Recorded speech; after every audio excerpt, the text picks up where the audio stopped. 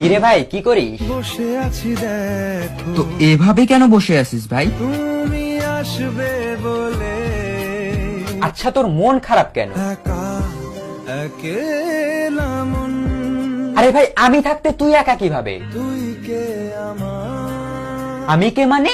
আমাকে তুই ভুলে গেলি? না রে না ভাই তুই কি তোর লাইফে ভালোভাবে বাঁচতে চাস না? বেঁচে থেকে লাভ কি বল বেঁচে থেকে লাভ কি মানে?